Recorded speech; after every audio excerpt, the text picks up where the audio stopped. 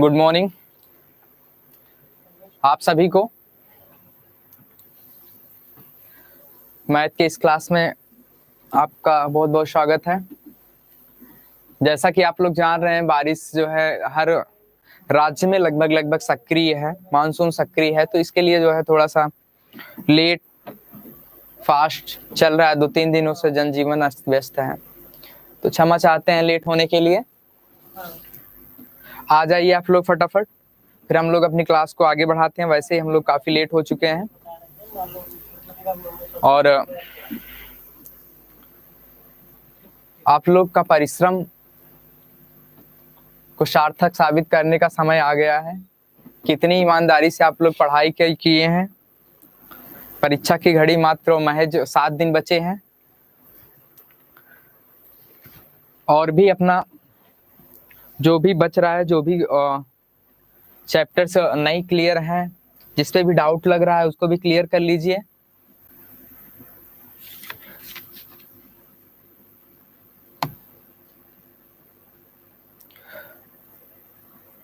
Junaid good morning भाई। खुशबू good morning. ज्योति Prajapati good morning.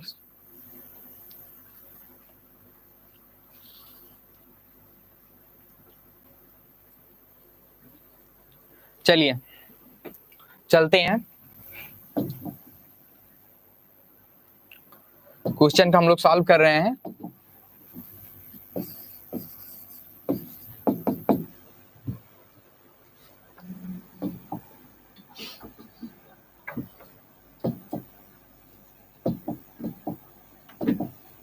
देखिए,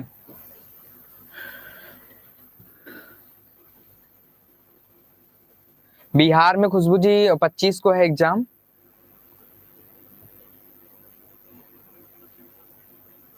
चलिए, यदि a बराबर सेट आपको जो दिया गया है, a बराबर 1,3,9,10,21 और b बराबर जो आपको दिया गया है सेट, वो क्या है 4,6,8,10 और c बराबर जो आपको सेट दिया गया है वो क्या है 1 2 3 4 5 6 7 8 9 10। ठीक, आपको निकालना क्या है, फाइंड क्या करना है, तो a इंटरसेक्शन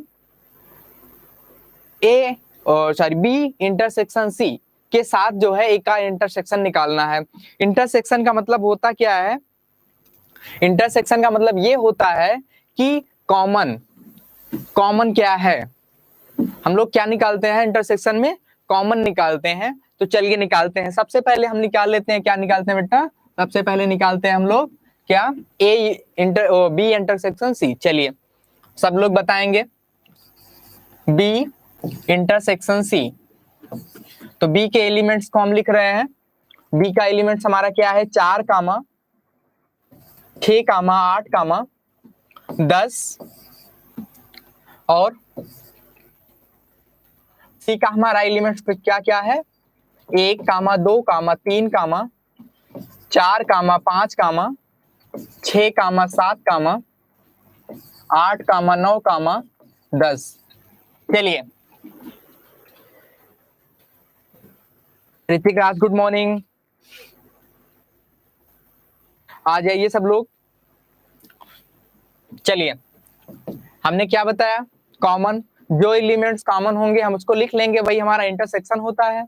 इंटरसेक्शन हमारा क्या होता है, जो दोनों में क्या हो, कॉमन फैक्ट हो। देखो तो कॉमन क्या मिल रहा है यहाँ पे, 4 इसमें है, 4 इसमें है, चलिए 4 हो गया। 6 इसमें है, 6 इसमें भी है, चलिए 6 हो गया। 8 इसमें है और 8 इसमें भी है, ये भी हो गया। 10 इसमें है, 10 इसमें है, यही तो है हमारा कॉमन।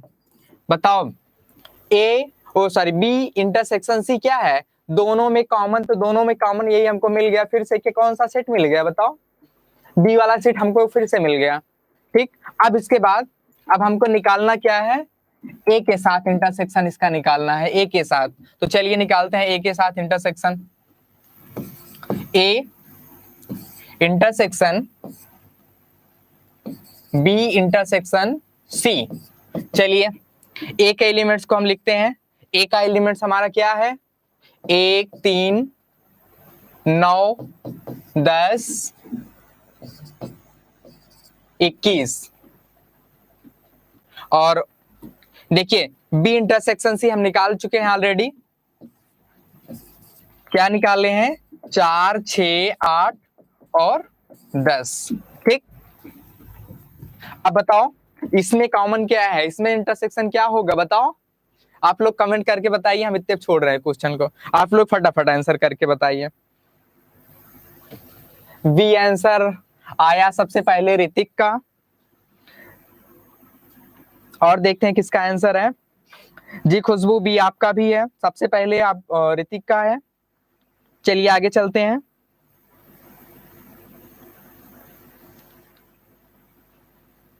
हाँ जी, चलिए चलिए हम लगा दे रहे हैं। हाँ, इसका इंटरसेक्शन निकालेंगे। इन दोनों में कॉमन क्या है देखो, एक इसमें है एक इसमें नहीं है, 3 इसमें है ही नहीं है, 9 इसमें है इसमें नहीं है, 10 इसमें है इसमें भी है। चलिए एक एलिमेंट हमको मिल गया 10। 21 इसमें है ये नहीं, तो हमारा क्या है, यही तो आया। क्या आया बताओ? A intersection B intersection C हमारा क्या निकला? 10 ना। तो जो जो बी ऑप्शन बताया था उसका उसका सही है। खुशबू आपका सही है, ऋतिक राज आप बहुत अच्छा पढ़ रहे हैं, बहुत अच्छा पढ़ रहे हैं, बहुत अच्छा लग रहा है। चलिए चलते हैं अगले क्वेश्चन पे।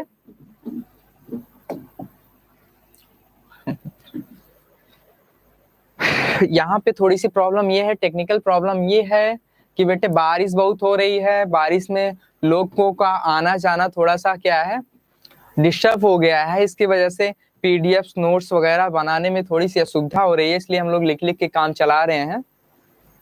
ठीक, बाकी कल से आज थोड़ा मौसम ठीक ठाक हुआ है, तो कल से क्लास जो है सब विधिवत तरीके से होगी प्रोग्रामिंग करके। चलिए चलते हैं आगे, चलते ये क्वेश्चन को हम लोग सॉल्व कर रहे हैं। देखिए क्या कह रहा है, log BC upon A square base 10 log AC upon B square base 10 plus log AB upon C square base 10 का मान है। क्या मान है? चलिए हम लोग जानते हैं, एक फार्मूला जानते हैं। क्या जानते हैं? एक फार्मूला हमारा होता है log m क्रॉस n। इसका फार्मूला क्या होता है हम लोग जानते हैं, क्या? log m plus log n। जानते हैं ना, जानते हैं कि नहीं ये फार्मूला? अगर इंटू में रहता है तो उसको प्लस प्लस में लिख देते हैं, और अगर प्लस प्लस में है तो उसको इंटू में लिख देते हैं। तो यहाँ पे बताओ सब सारे हमारे क्या है, प्लस प्लस में है, तो क्या हो जाएगा, गुणे में सारे हो जाएंगे। कैसे हो जाएंगे देखिए, log BC upon A square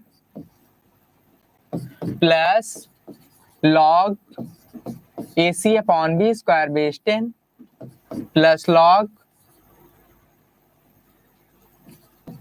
AB upon C square base 10। अब बताओ, जैसे यहाँ पे सब प्लस प्लस में था तो ये क्या हो गया, गुणे में हो गया ना। तो वैसे ये भी देखिए सब प्लस प्लस में है, तो हम इसको ऐसे लिख सकते हैं कि नहीं बताओ, log 10 गुणे में कर लेंगे ना, ए स्क्वायर AC अपॉन, आंसर करके बताइए जिसका जिसका आ गया है।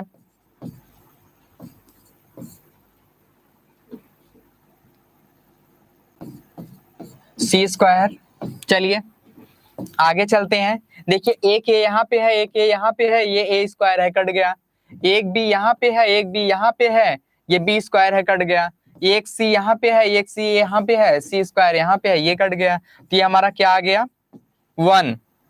और हम लोग जानते हैं log 1 की वैल्यू क्या होती है, log 1 की वैल्यू क्या होती है, 0।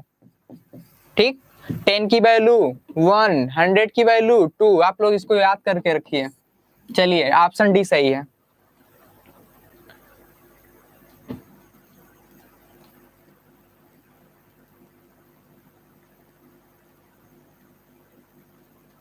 अंजनी, हाँ जी अंजनी, बारिश हो रही है हर राज्यों में, लगभग लगभग बारिश हो रही है। हाँ खुशबू आपका आंसर सही है, डी।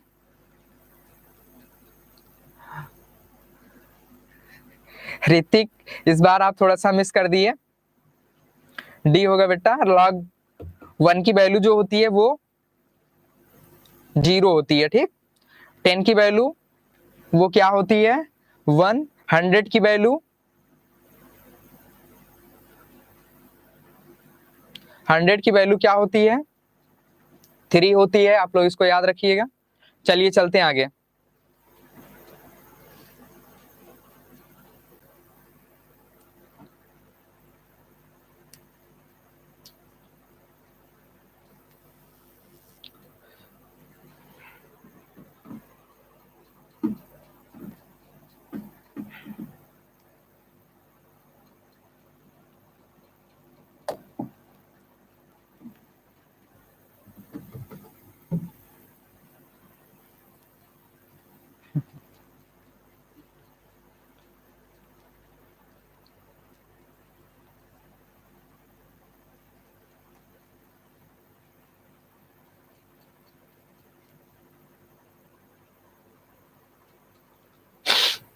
चलिए आगे चलते हैं तीसरे क्वेश्चन पे। तीसरा क्वेश्चन आप लोग लगाइए, हम लिख रहे हैं क्वेश्चन। किन्हीं सात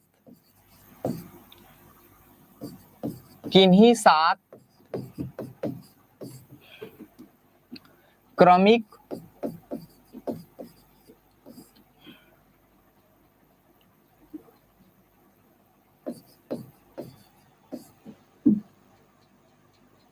सम संख्याओं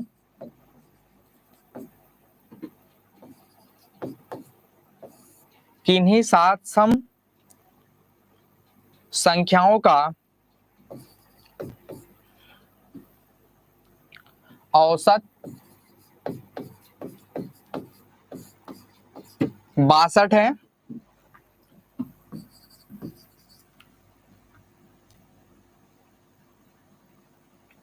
तो पहली और छठी संख्या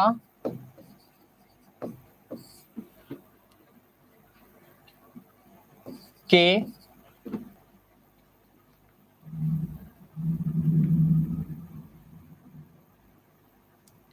पहली और छठी संख्या के योगफल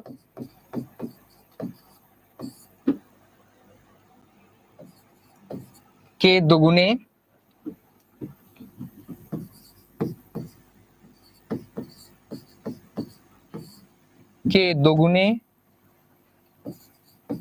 का चौथाई भाग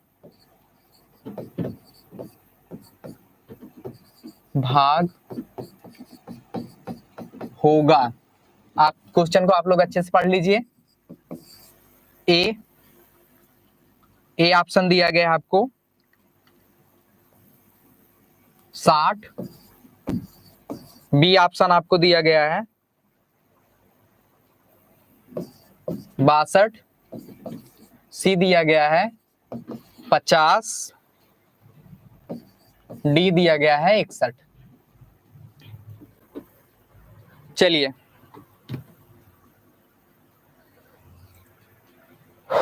चलिए क्वेश्चन को सॉल्व करते हैं हम लोग। किन्हीं सात क्रमिक का मतलब समझ रहे हो, क्रमागत जो क्रम से चले, क्रमिक सम संख्याओं का औसत 62 है, तो पहली और छठी संख्या के योगफल के दुगुने का चौथाई भाग होगा। क्या होगा? चलिए हम लोग सॉल्व करते हैं क्वेश्चन को।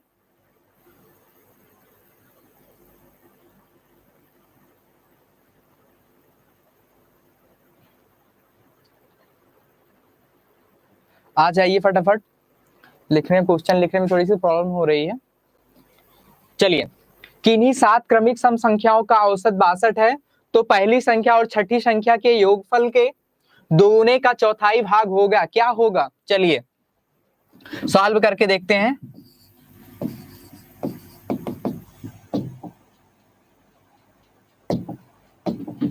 देखिए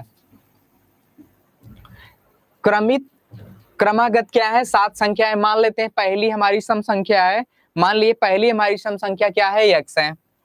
माना पहली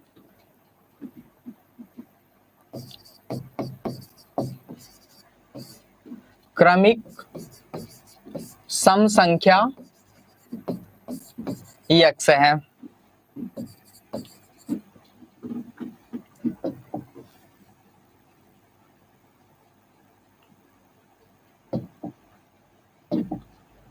माना पहली हमारी क्रमिक सम संख्या क्या है, x है, तो दूसरी क्या होगी बताओ।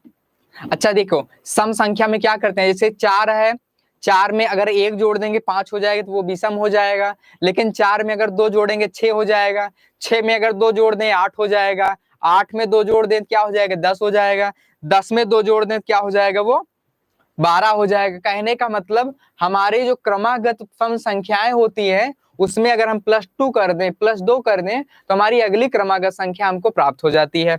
तो चलिए, तो पहली संख्या हमारी x है, तो दूसरी संख्या क्या होगी हमारी बताओ, x +2 होगी ना।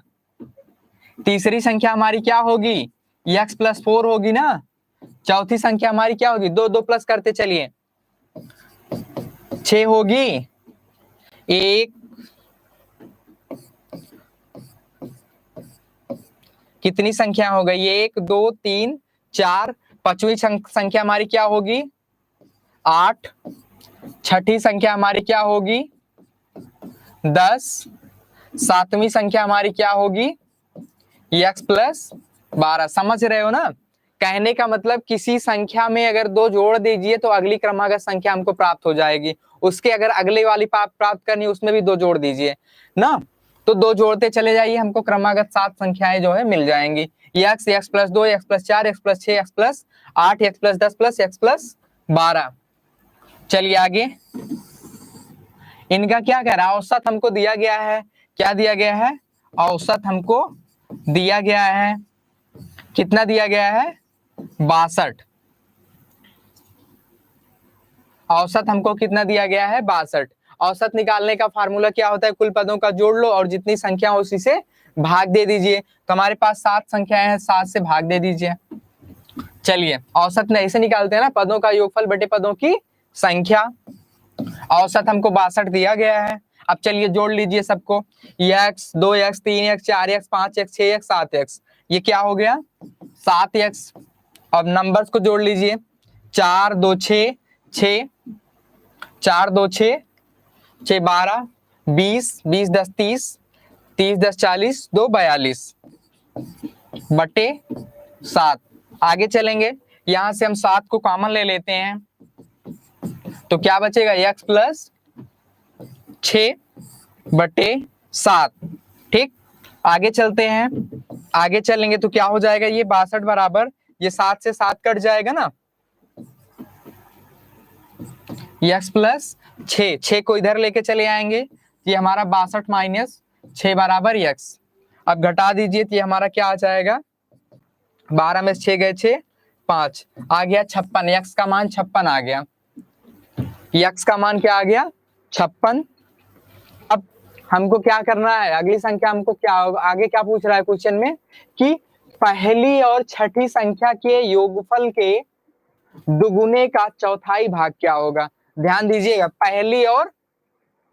पहली संख्या और छठी संख्या है, पहली संख्या और छठी संख्या का दुगुने का 1/4। तो पहली संख्या हमारी क्या निकल गई, x बराबर 56, कितनी निकल गई, 56।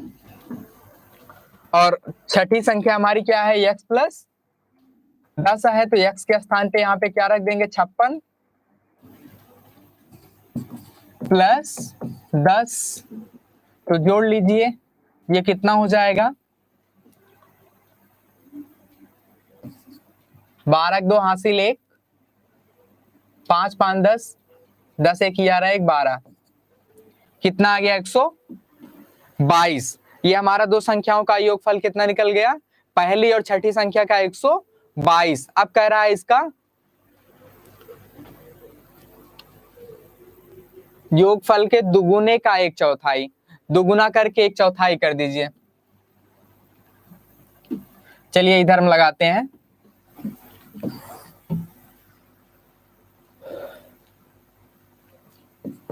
संख्या पहली और छठी संख्या का योगफल का दुगुना, तो दुगुना कर दीजिए इसका, 22 का दुगुने का क्या कर रहा है, 1/4, 1/4 का मतलब 1/4।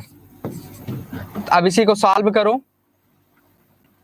2 एक कम, 2 2 दूना 4, 122/2, ये कितना हो जाएगा 60 दूनी 120, ये 2 से काटे 2 छंग 2 एक कम 61 आया। तो हमारा ऑप्शन कौन सा सही है, डी। थोड़ा सा लंबा है क्वेश्चन, बड़ा आसान है। ऋतिक राज जी बिल्कुल सही, 61 होगा।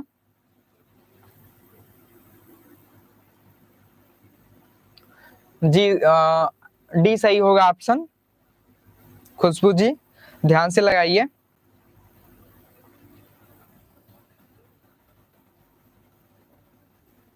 ऋतिक आप बहुत अच्छा पढ़ रहे हैं।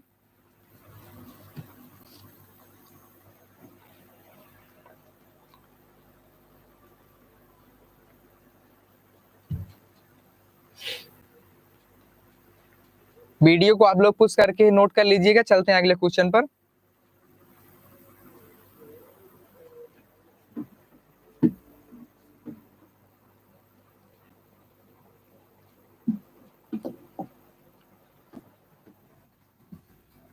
चलिए क्वेश्चन नंबर 4। एक क्वेश्चन आपको एग्जाम में मिलेगा,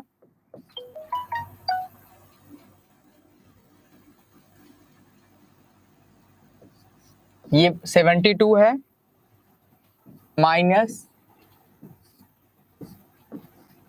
72 है, फिर माइनस 72 है, फिर minus dot dot dot infinite. चलिए का मान है,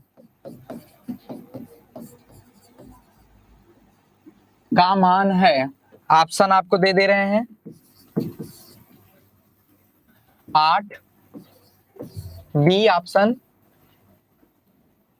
4, C option 6, D option 12।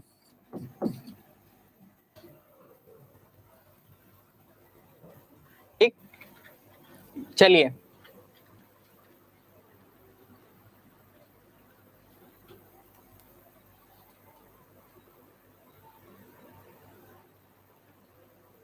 Raghunandan Yadav ji आपका बहुत बहुत स्वागत है।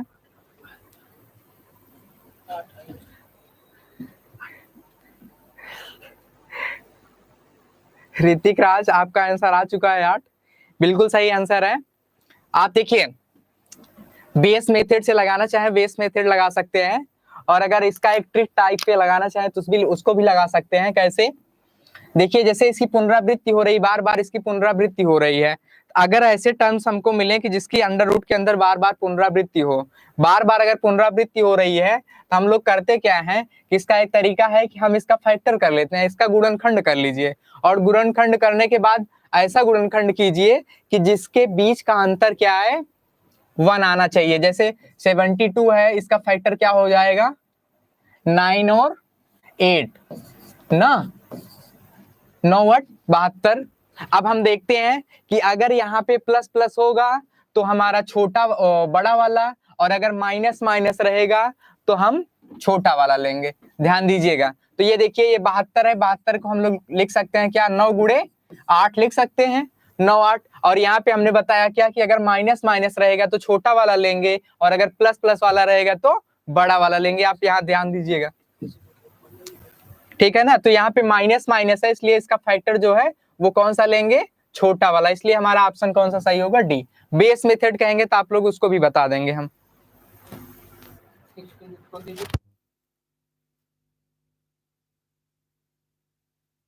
ठीक, हाँ ये चीज ध्यान दीजिएगा कि जब भी फैक्टर करेंगे उसके बीच का अंतर जो हो वो एक ही आना चाहिए।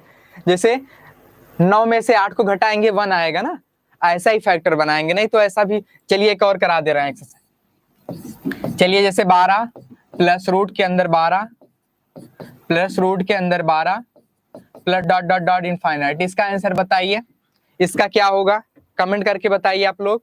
एक क्वेश्चन आपके एग्जाम में मिलेगा।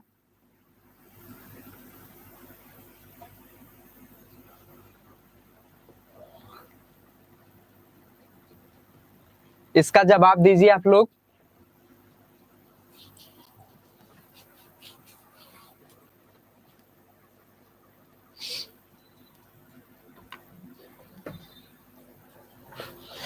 जी ऋतिक, आपका आंसर बिल्कुल सही है। हमने क्या बताया, फैक्टर कर लेंगे, फैक्टर करेंगे तो 4 इंटू 3 का बनेगा ना, और 4 में 3 घटाएंगे 1, अंतर हमेशा 1 आना चाहिए। अब हमने कहा अगर प्लस प्लस रहेगा तो बड़ा वाला लेंगे, माइनस माइनस रहेगा तो छोटा वाला लेंगे फैक्टर। तो यहाँ पे देखिए सब प्लस है तो इसलिए हम बड़ा वाला लेंगे, 4 आंसर होगा, बिल्कुल सही। चलिए आगे चलते हैं। बेस मेथड लगाना हो तो बेस मेथड से भी लगा लेंगे। कैसे लगाएंगे, हम मान लेंगे कि हाँ जी 4 होगा आंसर। खुशबू, आपका भी आंसर सही है। चलिए चलते हैं आगे। बेस मेथड अगर लगाना चाहेंगे तो वो भी लगा सकते हैं। यक्स मान लेंगे जो जिसकी पुनरावृत्ति हो रही है, उसके बाद दोनों पक्षों का वर्ग करके सॉल्व कर लेते हैं। चलिए चलते हैं आगे। अगला क्वेश्चन देखते हैं हम लोग।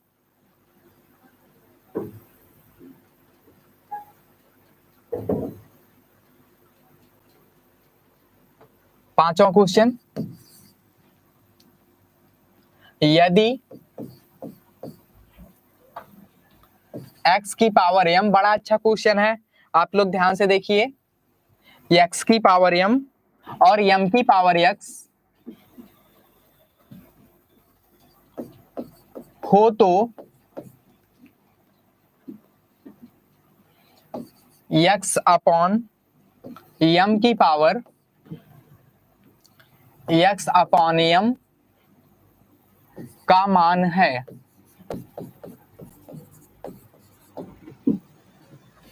का मान है, क्या मान है?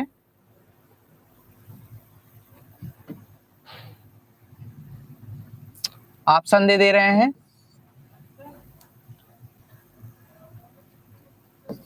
m की power 1 plus x upon m,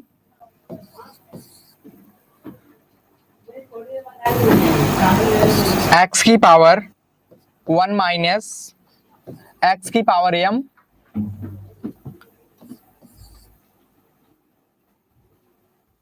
C option आपका है 1, डी ऑप्शन आपका है x की power x upon m minus 1। चलिए सॉल्व करके दीजिए आंसर।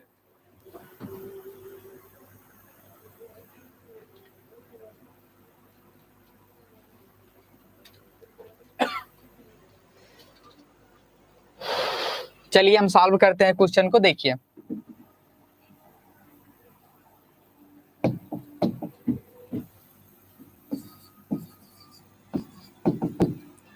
देखिए x की पावर m की पावर क्या है, x अपॉन m है। इसको हम ऐसे लिख सकते हैं, कैसे लिख सकते हैं, x की पावर x अपॉन m की पावर x की पावर 1 अपॉन m लिख सकते हैं कि नहीं?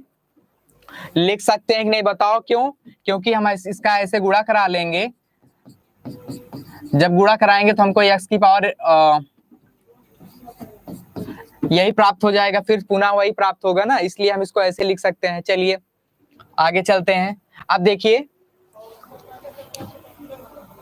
m की पावर x, m की पावर x किसके बराबर है? x की पावर m के बराबर है। ध्यान दीजिएगा यहाँ पे m की पावर x की पावर m के बराबर है, तो ये हमारा क्या हो जाएगा, x की पावर x अपॉन x की पावर m की पावर 1 अपॉन m। चलेंगे आगे, आगे चलेंगे तो ये क्या हो जाएगा, देखिए ये इसको ऊपर लेके चले जाएंगे तो ये x की पावर x इंटू x की पावर m माइनस में होगा। क्यों? क्योंकि नीचे प्लस में, ऊपर जाके माइनस में हो जाएगा। 1 अपॉन m ऐसे लगा देते हैं। चलिए आगे चलते हैं, तो ये क्या हो जाएगा, गुणा में घातें क्या होती हैं, जुड़ जाती हैं, लेकिन यहाँ पे माइनस का चिन्ह तो घट जाएंगी। की पावर 1 अपॉन m। चलिए चलते हैं आगे, इस तरफ लगा देते हैं। देखिए टोटल की पावर है ना, ये इसको हम ऐसे लिख सकते हैं, कैसे, जैसे 2 की पावर 3 रहता है तो हम लोग क्या करते हैं, 2 की पावर 3 इंटू 2 कर देते हैं ना, वैसे उसको भी कर लेंगे। x की पावर क्या कर लेंगे, x अपॉन m कर देंगे, माइनस m की पावर m कर देंगे। तो ये हमारा क्या हो जाएगा, x की power x upon m, m से m कटेगा तो क्या आएगा, -1। तो ये हमारा ऑप्शन कौन सा है, किसमें है ये, x की पावर x अपॉन m -1। कहने का मतलब ये हमारा ऑप्शन डी सही है। नोट कर लीजिए वीडियो को पुश करके।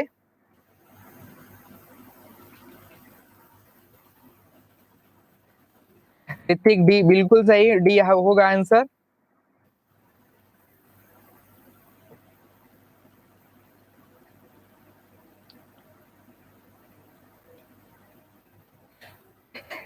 ऋतिक राज, हार्ड था क्वेश्चन सर ये।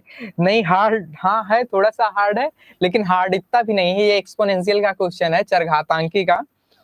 बड़ा अच्छा क्वेश्चन है। आप लोग थोड़ा सा अगर इसको पढ़ेंगे, ध्यान से समझेंगे, वीडियो को रोक कर देखेंगे तो समझ में आ जाएगा। और यहाँ पे पावर्स का जो है विशेष रूप से ज्ञान होना चाहिए, तभी आएगा, ठीक है ना। अगर ना समझ में आया हो तो फिर बता दीजिए, एक बार फिर से बता दें जहाँ पे समस्या समझ में आ रही हो। ऋतिक जी, अदरवाइज कोई भी हो, अगर ना समझ में आया हो तो बता दीजिए, हम फिर से इस पे डिस्कस कर लें, ठीक है ना। नहीं तो फिर चलते हैं,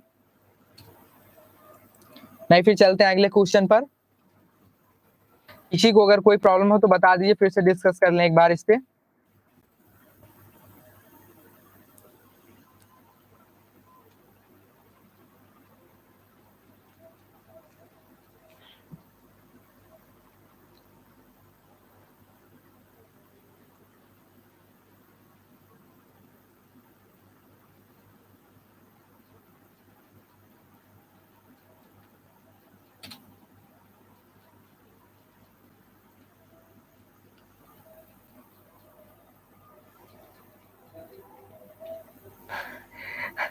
ऋतिक राज, यस सर, आप जैसे बनाए हैं वैसे फॉर्म में बैठाना हार्ड था। हाँ देखिए, समझ में आना चाहिए यार। अब हार्ड क्या, थोड़ा सा शॉर्ट कर दिए थोड़ा सा, लेकिन यह तरीका अच्छा है बैठाने का। इससे आप बड़े बड़े क्वेश्चन को बैठा सकते हैं। भाई ना समझ में आया तो हार्ड लगता है, फिलहाल प्रैक्टिस में आएगा, सब कुछ समझ में आएगा।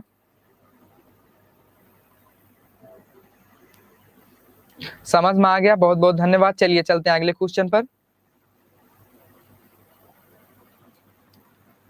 प्रैक्टिस करिए, सब क्वेश्चन समझ में आएगा। चलिए चलते हैं अगले क्वेश्चन पर।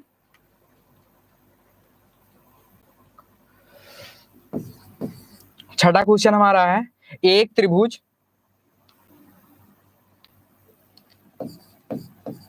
एक त्रिभुज एक त्रिभुज का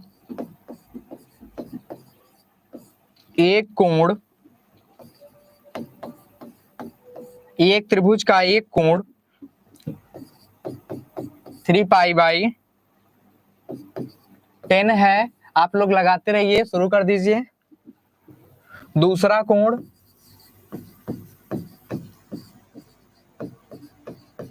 दूसरा कोण 66 अंश है। तो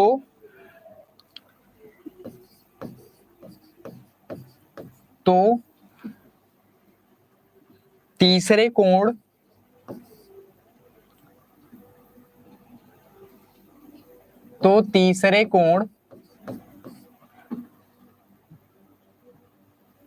की माप तीसरे कोण की माप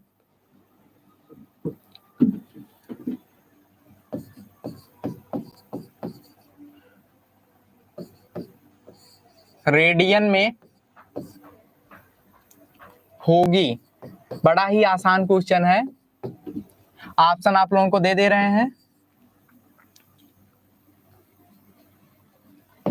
π/2, π/4, पाई बाई 6 पाई बाई 3। चलिए चलिए सॉल्व कीजिए।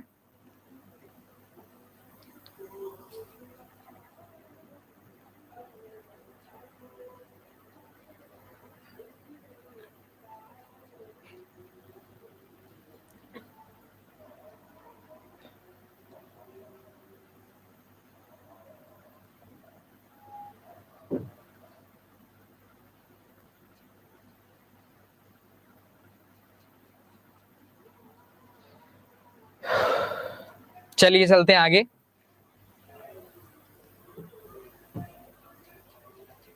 एक त्रिभुज का एक कोण 3 पाई बाई 10 है, दूसरा कोण 66 अंश है, तो तीसरे कोण की माप है। तीसरे कोण की माप क्या होगी?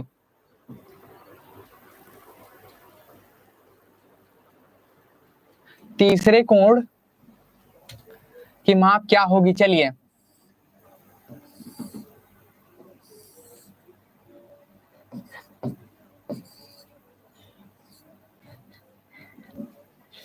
तीसरे कोण को हम x मान लेते हैं। ये कोण हमारा 66 अंश का है और एक कोण हमको दिया गया है 3 पाई बाई 10। कितना आसान क्वेश्चन है। हम जानते हैं त्रिभुज के तीनों कोणों का योगफल क्या होता है? 180 अंश का होता है। तो x प्लस, रेडियन में आंसर देना है आप लोगों को, x प्लस 66 अंश प्लस, इसको भी हम चेंज कर देते हैं पहले अंश में, ठीक है ना। 10 बराबर 180, तो x प्लस 66 प्लस ये 10 जीरो से जीरो कट जाएगा, ये आएगा 54, गुणा कर देंगे 180, तो x बराबर 6 4 10, क्या होगा? 6 4 10 के 0 हासिल 1, 6 5 11 1 12 बराबर 180, तो x बराबर क्या हो जाएगा? 180 माइनस 120, ठीक। तो x बराबर क्या आ जाएगा? 60। और रेडियन में अगर हमको ज्ञात करना है इसको, तो हम लोग ऐसे लिख सकते हैं, कैसे?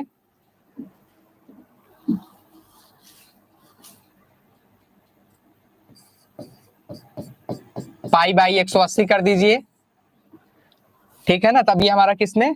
रेडियन में। पाई बाई 180 करेंगे। रेडियन में अगर अंश को रेडियन को अंश बदलना है तो 180 बटे पाई, तो वही होता है तरीका हमारा। ये 0 से 0 कट जाएगा, 6 3 18, तो पाई बाई 3। ऑप्शन हमारा डी सही है। नोट कर लीजिए आप लोग।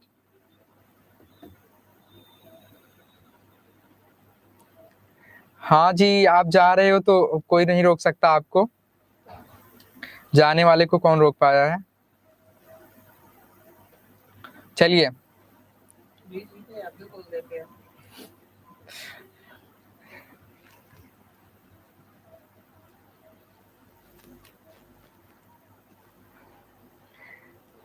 ऋतिक, क्वेश्चन आप नहीं सॉल्व किए क्या है ये वाला?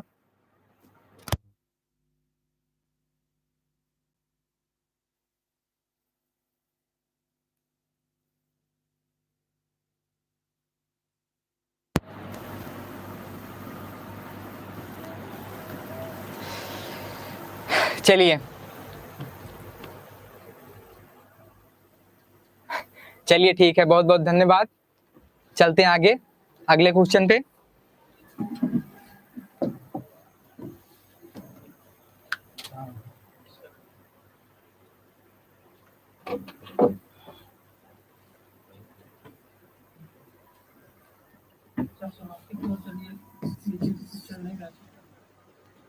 नीचे नहीं चल रहा है तो सर का अभी स्टार्ट होगा, निश्चित है।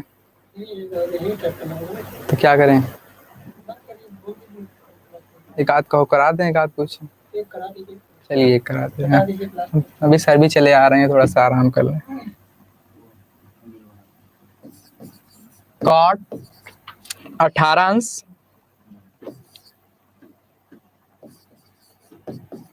Cot 72, cos square 22 plus 1 upon tan 72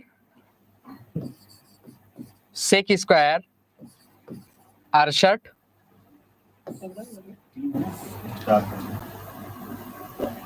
का मान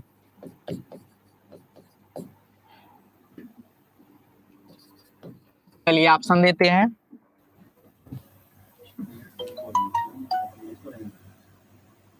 ऑप्शन ए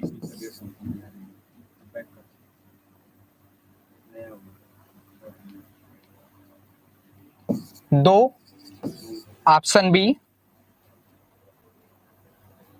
0, सी 1, डी 2। चलिए सॉल्व कीजिए question.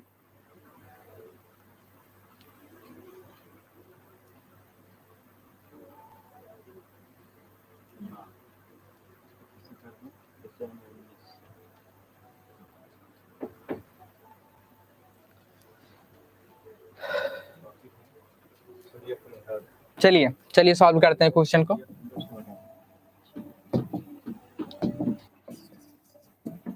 cot 72 cos square 22 plus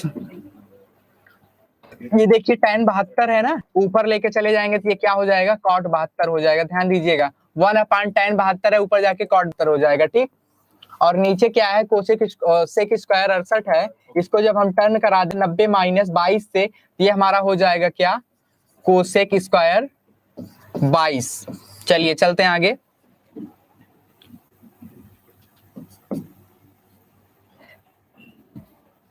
यहां से देखिए cot 72 कॉमन है, ले लीजिए। cot 18 इंटू cot 72, यहां पे क्या बचेगा, cos square 22 plus 1 cosec square, ऊपर जाके साइन स्क्वायर हो जाएगा, ये साइन स्क्वायर 22। चलते हैं आगे। इसका हम जब टर्न कराएंगे cot 18 को, चलो करा दे रहे हैं, cot 90 माइनस 72 कर देंगे, 90 में 72 घटाएंगे 18 आएगा, cot 72। आगे देखिए sine square theta plus cos square theta की वैल्यू क्या होती है, 1, ये 1 हो गया। ये cot 90 माइनस थीटा क्या हो जाएगा, tan थीटा हो जाएगा, और ये cot को नीचे लेके चले आएंगे तो ये हो जाएगा क्या, tan 72, ये कट गया, एक आ गया हमारा आंसर। ऑप्शन हमारा सी सही है।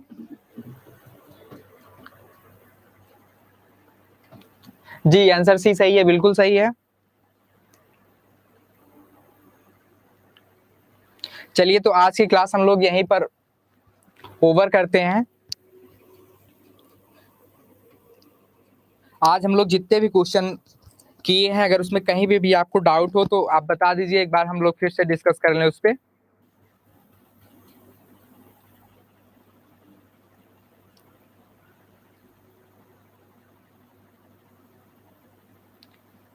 नहीं है, चलिए ठीक है, कोई दिक्कत नहीं। चलिए फिर हम लोग मिलते हैं कल सुबह 10 बजे।